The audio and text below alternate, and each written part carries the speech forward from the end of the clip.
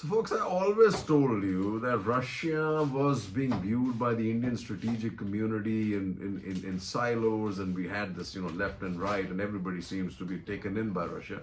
But they forget some plain truths that it is probably its imperial impulses go way back, 1914 when when Lenin actually came together with the Soviet Union, right? And you got to take, and what C. Raja, so I'm going to read out something that C. Raja Mohan has written in the Indian Express, which a lot of you may not have read, some important parts. Take a hard look at Moscow.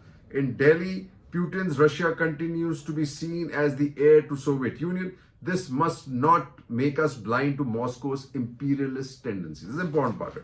What does he write? This week, Russia marks two anniversaries, the 100th anniversary of the founding of the Soviet Union and the 31st anniversary of the dissolution. Following the Bolshevik Revolution in November 17, the Soviet Union was proclaimed on December 30th, 1922. Until its dissolution on December 26, 1991, the Union of Soviet Social Republics, as it was called, had an outsized influence in world affairs. So remember, it's not that old, right? It's imperialist tendencies, right?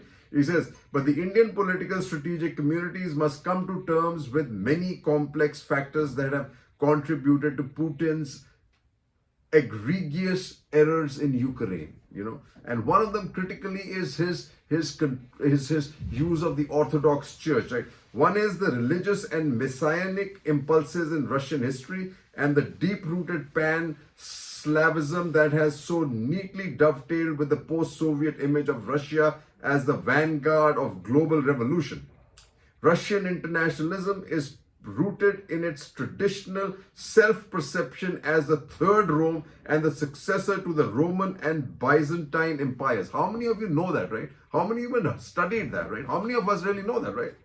Putin has taken the alliance with the Russian Orthodox Church to a highest level. For the Russian nationalists today, the efforts to take back Ukraine is a holy war. Go figure that, folks, right? Second, the Indian debate that has long viewed Russia as an imperialist is reluctant to engage with Moscow's own imperial history. If Moscow's European peers captured overseas colonies, Russia's expansion was overland. The replacement of Tsarist Russia by the Soviet Union did not end Moscow's imperial habits. But look at this, right? The Communist Party of Soviet Union claimed a special role in directing revolutions in other countries after the Second World War. Soviet Russia insisted that fellow communist states had only limited sovereignty and Moscow has the right to intervene to keep them on the straight and narrow path of socialism and prevent their destabilization. The military invasions in Hungary, 56, Czechoslovakia, 68, and Afghanistan, 79 was motivated by this impulse. Remember that, folks.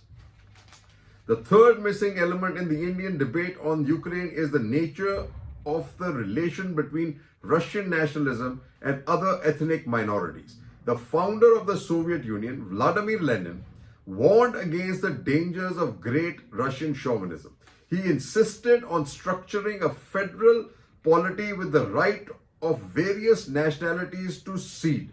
Stalin, however, turned Russian federalism into a hollow shell and erased the difference between the Soviet Union and Soviet Russia.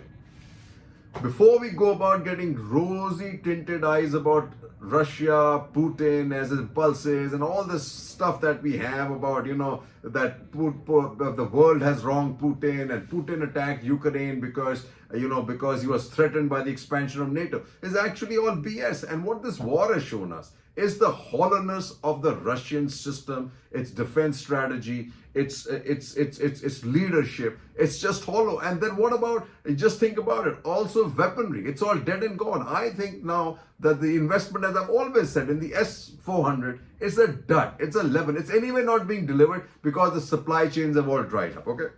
Lots of parts coming from the United States or the West. Fourth is the enduring autocratic impulse in Moscow that is rooted in the stalled democratic revolution. Traditionally, the Russian fear of disorder has left the population to put great faith in strong leaders.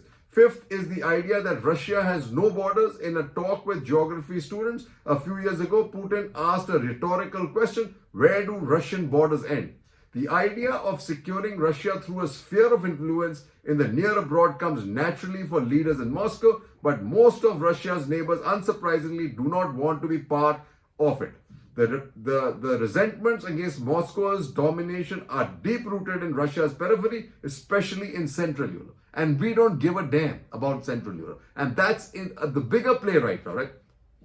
Although the idea of territorial integrity and strategic autonomy come naturally to Delhi's discourse, the Indian foreign policy community has had little sensitivity to the demands of freedom from Russian domination in Central Europe. That in turn can be explained by the fact that independent India tended to view East and Central Europe through eyes of Moscow, right? While we need an independent foreign policy and be able to, balance ourselves, we don't give the same right to Central Europe. We think Central Europe is Putin's for the taking. But get this historically. Russia only came into existence, USSR only came into being in 1914, and all because of imperialistic tendencies. They are in the wrong as far as Ukraine is concerned, folks. Don't you forget that. Just like China was in the wrong in 1962, and it was not Nehru's fault. It was absolutely Mao who wanted to teach Nehru a lesson. So let's dig deep into history, understand when we're thinking about Russia, our relationship with Russia, and decide what's better for us. Absolutely necessary at this point of time, because Russia, the number of times it has let India down is not even funny. The latest being Kailash Hills, folks. Dig deep and you'll find what I'm telling you, that Sergei Lavrov had a lot to do with kind of forcing the Indians to walk off, or Jaishankar to walk off Kailash Hills, much to the chagrin of the Indian army. Cheers and Jai Hind.